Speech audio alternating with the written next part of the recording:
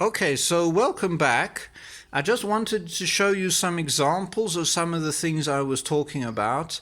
This book is a book by a Namibian photographer called Henty Burger. He's a white Namibian. Obviously, he's male. So this is a kind of what they sometimes call a coffee table book, a book of kind of images of Namibia, Namibia's wildlife, that kind of thing. So it's very much like, if I can just find my place. Nope. So it's very much these kind of images, Namibia, the desert, the landscapes, and so on and so forth. And what you often see in this kind of book, I think we've all seen it, is you get black Namibians, especially San Himba, almost pictured as sort of anthropological curiosities. You get the bushman with his bow and arrow or whatever. Obviously, you get the bare-chested Himba woman, so on and so forth.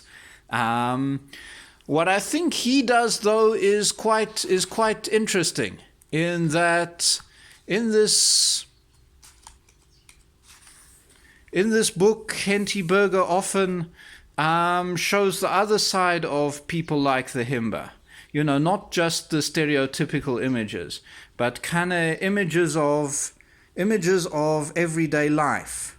Often images that don't even presuppose an audience. Kind of images that show people just doing their everyday stuff. What he also tries to do, I think, and I've read interviews with him, he seems quite an aware kind of photographer, is that he's very explicit in asking permission from those he photographs and explaining how not just saying, can I take a picture, just actually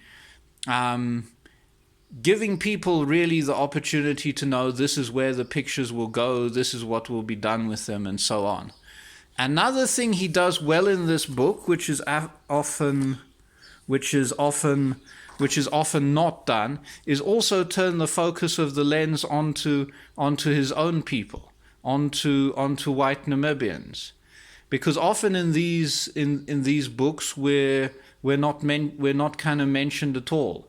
It's kind of like we are kind of doing the surveying, and the Himba, the San, whoever are kind of the people who are being surveyed. So I think another important thing for those of us with privilege is to turn the lens back on ourselves, which will also enable us to ask certain questions of ourselves. Who are we? We're Namibians. Let's support our brothers, our sisters who are suffering. Let's not pretend that we're this kind of otherworldly presence here. So I think this book does some good things, although I still almost wish that you'd have the Himbas taking pictures of themselves and publishing their own coffee table books. That would also be great. Another couple of images I want to show you one of them is this one. This was, of course, in the Namibian, but it's a Jetty Images picture.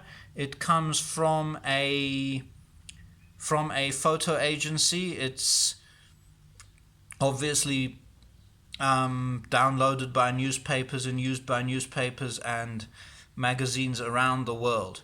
But if you think of the images that are coming out of the US, very few are showing this kind of protest. Very few are showing kind of the bravery of the African American protests, often in the face of really overwhelming force deployed by the police. A lot of the protests are just about the rioting there, whereas in fact the rioting has been a minority of the protests. The family of of some of the families of some of these victims of police brutality have actually called for peaceful protest. And when you only take pictures of quote unquote rioting, you lose moments like this, and you lose the subtlety of this. You lose the vulnerability of the African American people who are protesting. I mean, this just sums up how vulnerable black people in the US are. Whereas some of the other images that were maybe, I think, taken by white Americans without really thinking, they often almost show the law enforcement authorities as victims, which is perhaps a dangerous thing to think. So it's worth, if take photos like this one, I think requires a bit of stepping back from one's privilege.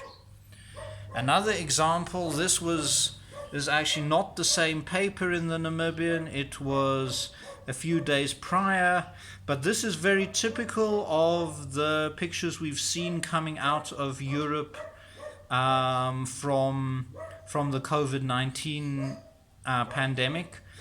Of course, it's more prevalent in Europe than almost anywhere else at the moment. And it's interesting what we haven't seen coming out of European photojournalism. We haven't seen, the piles of dead bodies, the mortuaries that were overwhelmed in some countries like in northern Italy. We've seen, people wearing masks. We've seen deserted cities. And maybe that's good. I think that's good in a way, that it's a way of showing the disaster that still humanizes its victims. My only question is, would we have seen the same sensitivity if the victims were exclusively black? If this was a crisis exclusively in Africa, would we have seen international photojournalism agencies and news agencies like Associated Press and Reuters still using the same kind of images? I don't know. But these are discussions that we need to have. Okay, thank you.